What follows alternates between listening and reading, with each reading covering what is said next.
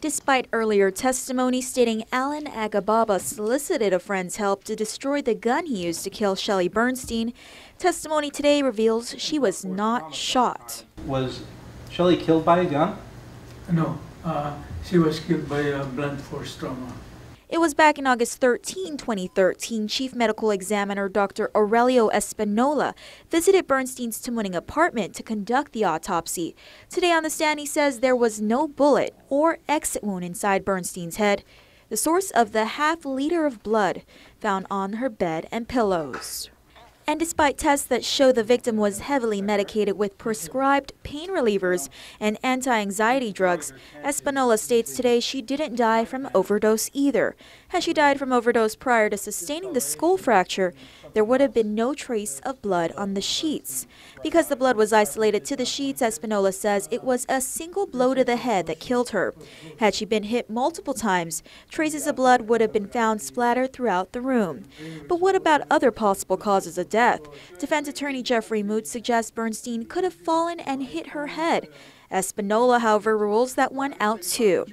Moot represented defense today on behalf of attorney Randy Cunliffe. If you hit your head on a table, and that's blunt force trauma, there's going to be tissue bridging, right? That's right.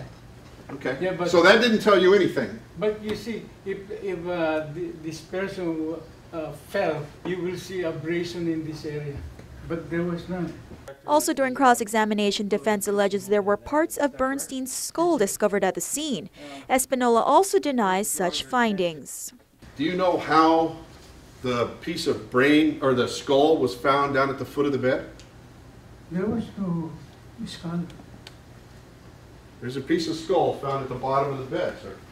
Although Espinola remains confident that a fatal hit to the head took the victim's life, he admits he did not find the weapon at the scene, nor could he specify what kind of object was used.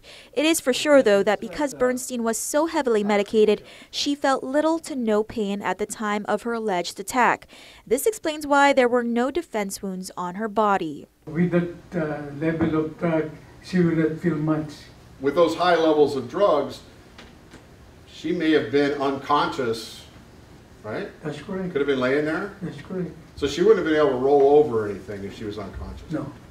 It was last week Randall Fulcher and his wife Lealoha Borja testified that Agababa paid them a visit the night he allegedly killed his mother.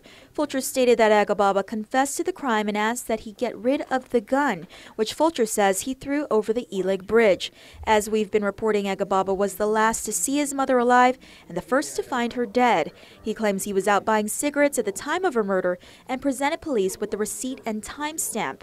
Instead of calling 911 upon discovering her body, he reportedly went to the neighbors saying his house was burglarized. The neighbors in turn called police. That same night, Agababa called his mother's boss, inquiring about her death benefits. Testimony from last week reveals Bernstein, who worked for United Airlines as a flight attendant, had over $850,000 in death benefits. Trial will continue on Wednesday. Reporting for Guam's News Network, I'm Crystal Paco.